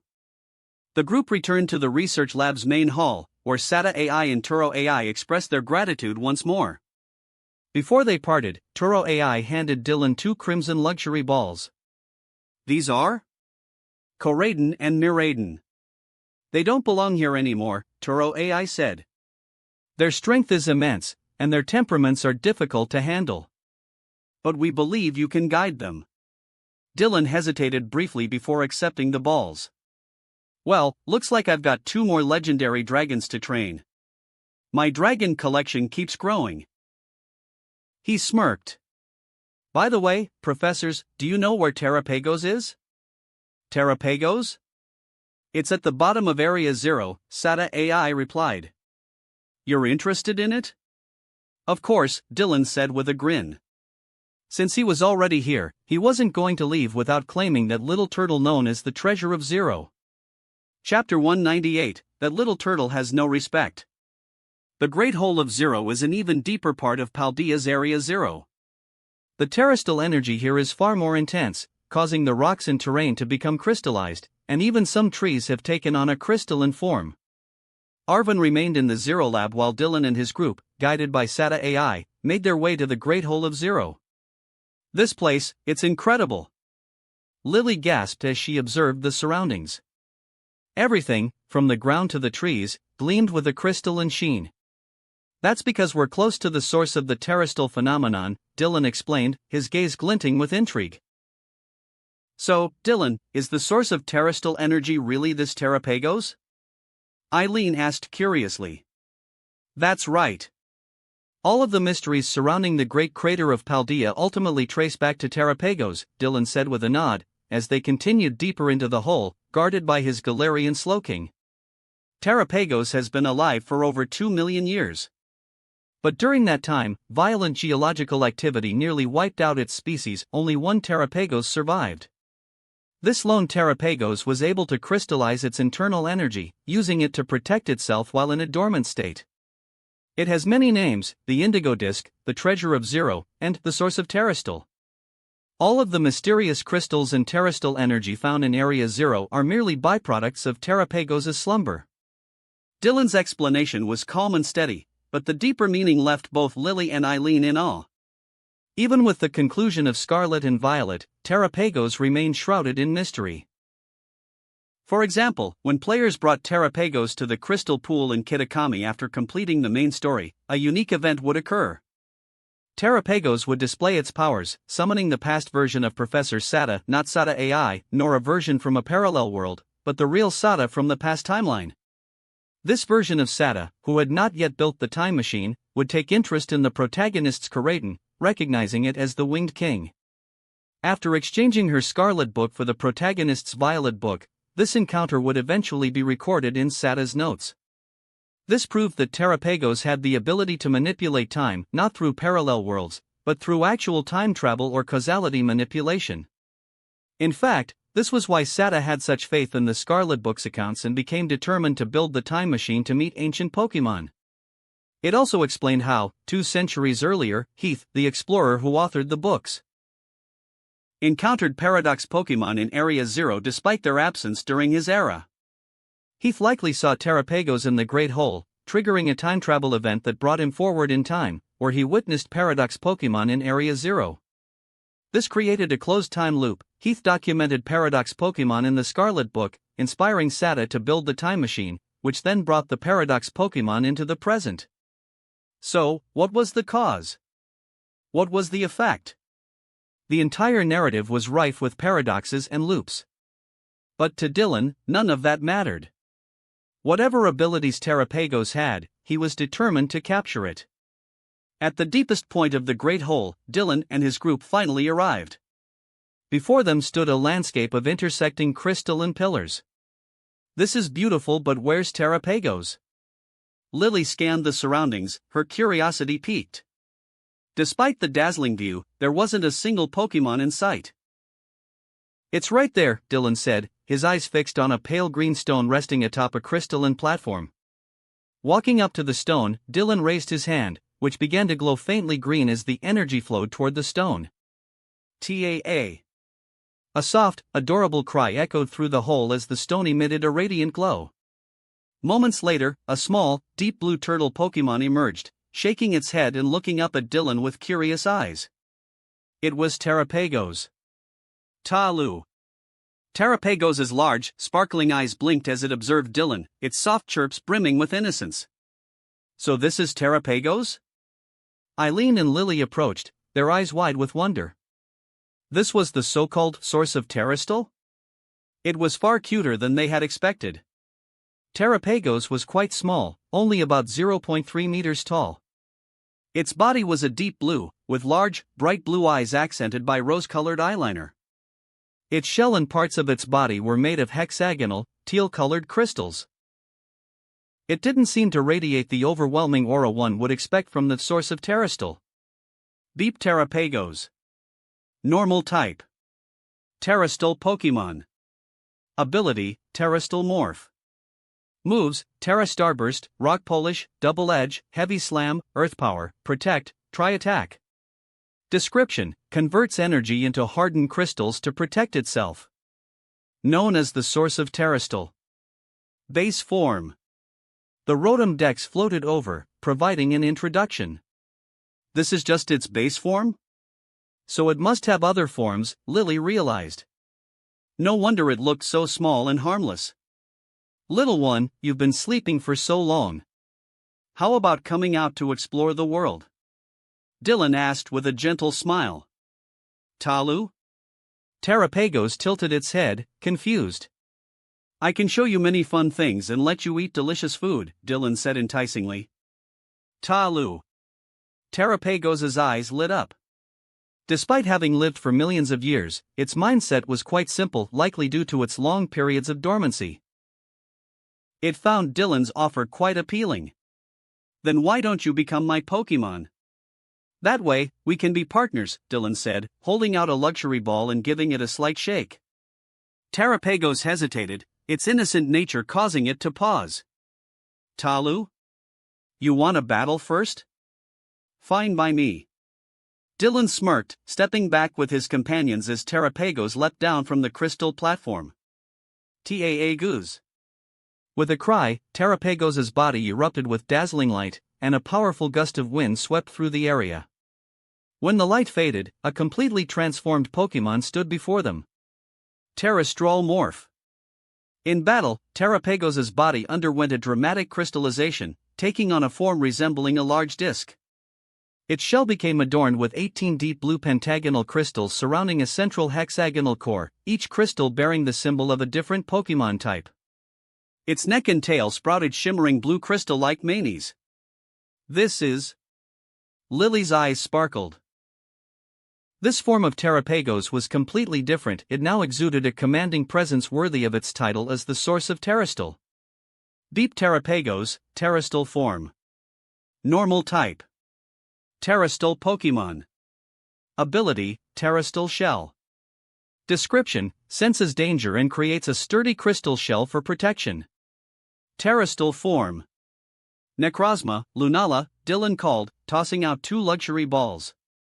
Necrozma and Lunala appeared in front of Dylan. The latter glanced at Dylan with a slight hint of annoyance. "It's all right, Lunala. This won't take long," Dylan reassured his giant bat. Lunala seemed unconvinced, its gaze growing more resentful. Ever since Necrozma had merged with it, Lunala had been in an awkward position. Though the merger no longer suppressed its consciousness, Lunala couldn't deny its fascination with the immense power it gained in its Dawnwings form. It even felt guilty for enjoying the power so much, considering its bond with Salgaleo. Necrozma. At Dylan's command, Necrozma disassembled itself into black crystals, fusing seamlessly with Lunala's body. With a flash of light, Necrozma, Dawnwings emerged. Necrozma, Ultra Burst. Lethe. A deep, raspy cry echoed, and a certain bat's excited voice could be faintly heard. Dylan sighed. "Lunala, weren't you the one who said you didn't want to merge?" A surge of gray-blue energy engulfed the fused Pokémon, transforming it into a massive, radiant dragon of light Ultra Necrozma. The cavern was bathed in blinding light as the overwhelming pressure of Ultra Necrozma's presence filled the air. TAA. Terrapagos's demeanor changed instantly, sensing the overwhelming threat before it. "All right, Terrapagos, let's begin," Dylan said with a smile. "Show me the full extent of your power." "But..." Taalu. Terrapagos's glow suddenly faded as it reverted to its base form, a small, adorable turtle. "Talu Talu." It chirped innocently at Dylan, its message clear: why fight? Fighting is bad. Peace forever. Lily. Eileen. I just had Necrozma transform. Terrapagos, you can't do this to me. Dylan was left speechless as he stared at the playful little turtle. Sure, he didn't expect the battle to be difficult, but he at least wanted some action. Talu. Terrapagos happily floated over, landing on Dylan's shoulder and nuzzling his cheek. Ultra Necrozma turned its head, its gaze almost mocking. "Should we blast it just once?" "That little turtle has no respect," Lunala's voice suggested in Dylan's mind. "No need," Dylan said with a sigh, pulling out a luxury ball. Terrapagos curiously tapped the ball with its nose and was instantly captured. Beep. Beep. Click. The ball locked. Terrapagos, captured. Dylan gazed at the luxury ball in his hand, his smile deepening.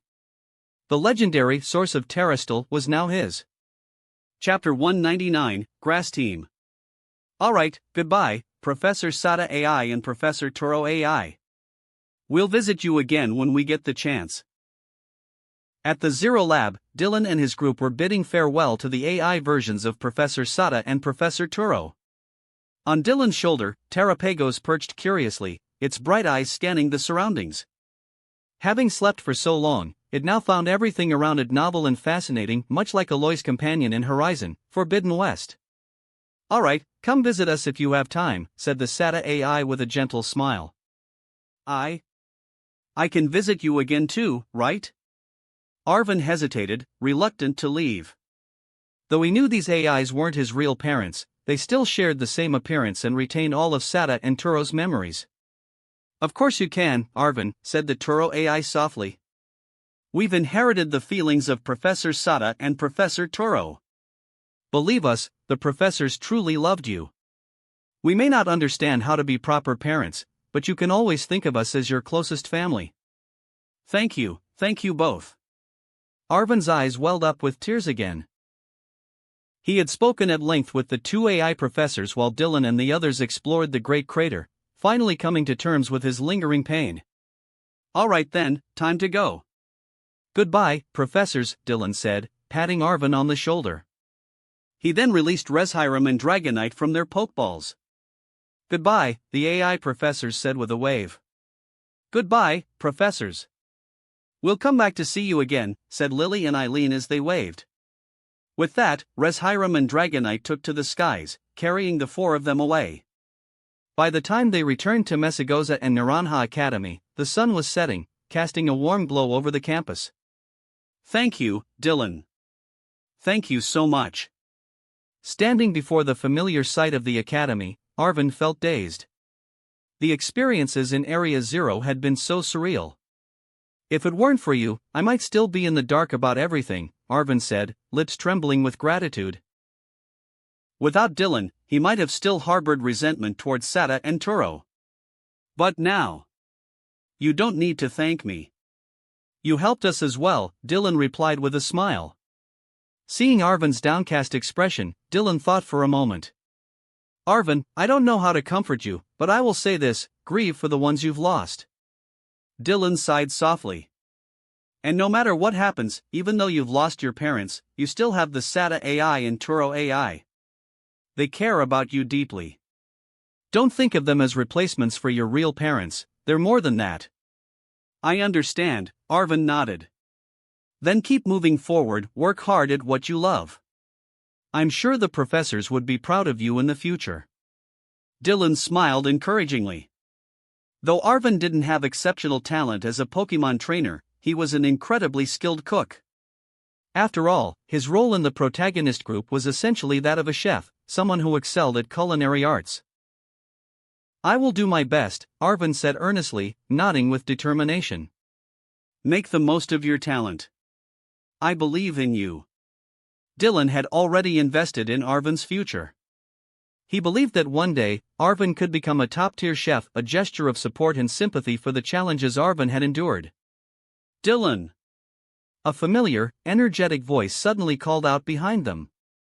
Dylan turned to see three girls approaching.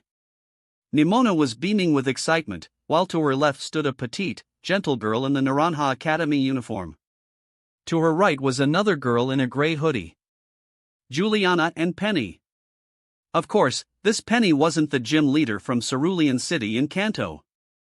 This Penny was the true leader of Team Star, originally from Galar. Nimona, what a coincidence, Dylan said with a smile, greeting her. Right? What are the odds? Since we've run into each other, Gym Leader Dylan, how about we have another battle? I've figured out how to beat your Pekarunt. Nimona jogged over, her excitement palpable. Not today. I'm pretty exhausted. Let's save it for next time, or when you visit Kanto, Dylan replied tactfully, gently turning her down. It was getting late, after all. What? Oh, come on. Nimona pouted, her energy visibly deflating as she gazed at Dylan with mock disappointment. Both Eileen and Lily couldn't help but laugh, covering their mouths to stifle their giggles. And who might these two be? Dylan asked, changing the subject as he turned his attention to Juliana and Penny. Nimona was a battle fanatic, the kind who couldn't go a day without a match. Her reaction was entirely expected. Oh. Right, Gym Leader Dylan, this is Juliana, my rival. And this is Penny, Juliana's friend. I ran into them on my way back to the academy. Nimona's energy bounced back immediately as she introduced the pair. Hello, Gym Leader Dylan. I'm Juliana, Juliana said politely, her demeanor sweet and respectful. I'm Penny, Penny added in a quieter voice, clearly a bit shy and reserved. Nice to meet you both. I'm Dylan, from the Kanto region, Dylan replied warmly, greeting them with a friendly smile. With Juliana, Nimona, and Arvin together, the Scarlet/Violet protagonist group was now complete. Dylan glanced at Arvin, who was still standing quietly behind him. This was the full team from the games, though Arvin seemed blissfully unaware of it. Juliana, gym leader Dylan is super strong. He beat me, even when I was going all out. Maybe you should challenge him sometime? Nimona suggested, trying to encourage her rival. After all, if Juliana was her chosen rival, she had to prove herself by earning Dylan's recognition through a Rotor Gym challenge. That doesn't seem right. Gym leader Dylan said he was already tired, Juliana said, blinking with innocent politeness. She might have been straightforward, but she was always mindful of others' feelings. Don't listen to Nimona's nonsense. Even if Dylan agreed to battle, you wouldn't stand a chance, Arvin cut in with a glance at Juliana. Nimona, as usual, was up to her usual antics, trying to push her rival into situations just to train her. Arvin shook his head in exasperation. By the way, Arvin, why are you with gym leader Dylan? Nimona asked curiously. None of your business, Arvin replied curtly before bowing to Dylan and heading back into the academy. He's still such a loner, Nimona said, rolling her eyes but letting it slide. Arvin's actually a really good guy, Juliana chimed in with a tilt of her head. Yes, he is, Dylan agreed. Then, turning to Penny, he added, Penny, your father is Peony, correct? Huh? How do you know that, gym leader Dylan? Penny looked up in surprise, her curiosity piqued. She had been trying to stay out of the conversation until now. Let's just say I have access to certain information. If you get the chance, say hello to Peony and your Uncle Chairman Rose for me. I'd like to visit Gaylor someday, Dylan said with a kind smile. So Penny was Peony's daughter. Dylan's eyes glimmered briefly. Peony, a former champion of Gaylor and a Steel-type specialist, had resigned from the Elite Four after a falling out with his brother, Rose, who was now the chairman of the Gaylor League. In other words, Penny came from a very influential family. Later that evening, after finding a hotel in Messagoza, Dylan received a delivery containing 3 Pokeballs from his trusted associate. These will be great additions to the team, Dylan mused as he examined the Pokeballs. He returned to his suite and released the Pokemon inside. With a flash of light, 3 Pokemon appeared before him. On the left was a Cottonee, a fluffy, round Pokemon with white cotton-like tufts on its head and underside. Its sides featured curled, leaf-like appendages. The second was a Ferroseed, a Pokemon resembling a durian, its metallic body covered in protective spikes. And lastly, a Grookey, a small monkey-like Pokemon with innocent, curious eyes. These were the newest members of Dylan's Grass-type team, each one filled with potential. Hello, little ones. I'm Dylan, your new trainer, he said warmly. His kind smile and the faint aura of his Viridian power immediately put the 3 Pokemon at ease. These 3 would surely charm his challengers. After all, green was the color of life, what could be healthier than that? Chapter 200, Go Become the Kanto Champion. Ah, farewell, Paldea. On the plane, Lily gazed out the window at the shrinking city of Messagoza, excitement already building for her next visit. This time, they hadn't had much time to properly explore, but Lily felt content. She was confident they'd have more opportunities to return in the future. I hope Arvin brings us some good news soon. Dylan pondered as he leaned back in his seat. He had tasked Arvin with gathering information from Ms. Ryfort, the history teacher at Naranja Academy, about the treasures of Ruin. Ryfort was an expert in historical research. Unlike those obsessed with the present or the future, she had an insatiable curiosity about the legends of the past. Through her studies, she had gained extensive knowledge about the treasures of Ruin, ancient Pokemon sealed away in Paldea's history. In the game, she was the one who revealed the location of their shrines to the protagonist. Dylan believed Arvin could manage the task, given that he was already a student at the academy with plenty of free time on his hands. Rhoda Street. By the afternoon, Reshiram descended gracefully in front of Rhoda Street. Rhoda Street, we're back. Lily looked at the familiar scenery with a joyful smile. She felt a deep sense of fulfillment, like she was returning home. Unknowingly, Rhoda Street had become a place she considered home, though she reminded herself that she could never forget Alola, her true home. Although, to be honest, it had been a while since she'd really thought about Alola. Let's head back and get some rest. The gym reopens tomorrow, Dylan said, chuckling as he ruffled Lily's hair before recalling Reshiram. They had been away for 5 days, meaning the Rhoda gym had been closed for a full week. Dylan sighed inwardly. His freedom as a gym leader sometimes felt too flexible. Officer Jenny had grumbled about this in their group chat multiple times, but with Chairman Charles's approval, there wasn't much she could do about Dylan's laid-back attitude. Ugh, nepotism. It's infuriating. Wow. I knew it was you guys. A delighted voice called out from behind them. Dylan turned in surprise to see 2 familiar young women approaching, Celine and Asha, both members of the Rhoda gym. But they weren't alone. Behind them stood a petite, golden-haired girl with a long ponytail, her expression a mix of nervousness and shyness. Celine, Asha, what are you two doing here? We went exploring in Viridian Forest and made a surprising discovery, Asha said with a sweet smile. This is our new friend, she added, gently nudging the golden-haired girl forward. Hello, Gym Leader Dylan. I'm Yellow. It's an honor to meet you, the girl said nervously, bowing politely as she introduced herself. Hello, I'm Dylan, he replied, raising an eyebrow. So this really is Yellow. Celine and Asha didn't cause you any trouble, did they? Dylan asked, his tone playful. No, not at all. Celine and Asha helped me a lot. They even said they could help me find a good job, Yellow replied earnestly, her voice soft and timid. Dylan turned his amused gaze towards Celine and Asha, who smiled sheepishly. They had clearly tried to coach Yellow before bringing her here, but she was too honest to play alone. Did you two think my gym was a shelter? Dylan said, shaking his head in exasperation. You want me to take in another child worker? Yellow's expression faltered, her face falling into a look of quiet sadness. Her family wasn't well off, and she had hoped to find work to help ease their burden. He. But Celine and Asha knew Dylan too well. They could tell from his tone that he wasn't truly angry. Gym Leader Dylan, Yellow is really special. She's just like you.